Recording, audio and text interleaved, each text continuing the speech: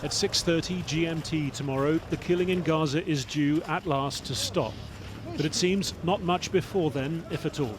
Israel's military said it struck more than 50 what it called terror targets on Friday.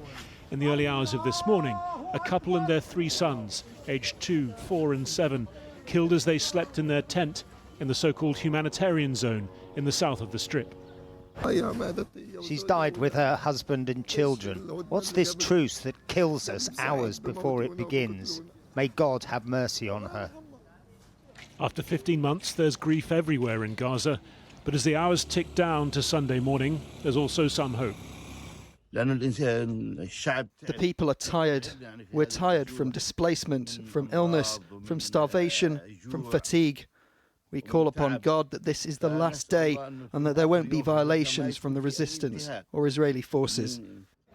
As well as an end to the bombing, the ceasefire promises a dramatic increase in aid to 600 lorries a day. Preparations complete on the Egyptian side of Gaza's southern border. Egypt's health minister saying hundreds of hospital beds are ready for medical transfers out of the Strip. The clock in Tel Aviv's hostage square, a reminder that this war is not yet over. Another one piercing the quiet, air raid sirens sounding across the city. Israel's military saying it intercepted missiles fired by Houthi forces from Yemen.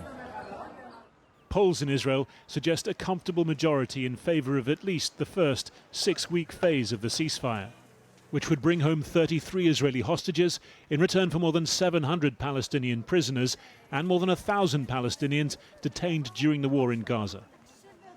I don't think it's a good deal, but I think we need to bring what we can.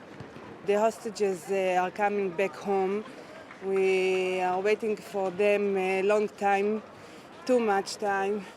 Israel's Prime Minister got approval for the deal, first from his security cabinet, then at a marathon late-night session of his full cabinet. But his far-right National Security Minister, Itamar Ben-Gvir, has promised to resign and take his Jewish Power Party out of the coalition. The Finance Minister, Bezalel Smotrich, says he will quit if the war isn't resumed in 6 weeks' time.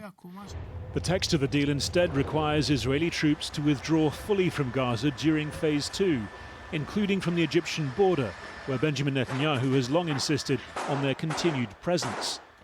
As for Gaza's governance and reconstruction, the West Bank-based Palestinian Authority is now saying it has a 100-day plan to assume full responsibility for Gaza's civil administration, one that doesn't mention Hamas.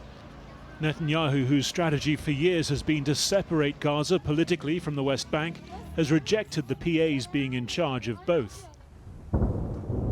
And now this evening's potential last-minute hitch, Israel refusing to proceed until it gets the names of the first hostages to be released, a sign of the short-term as well as the long-term risks to this ceasefire.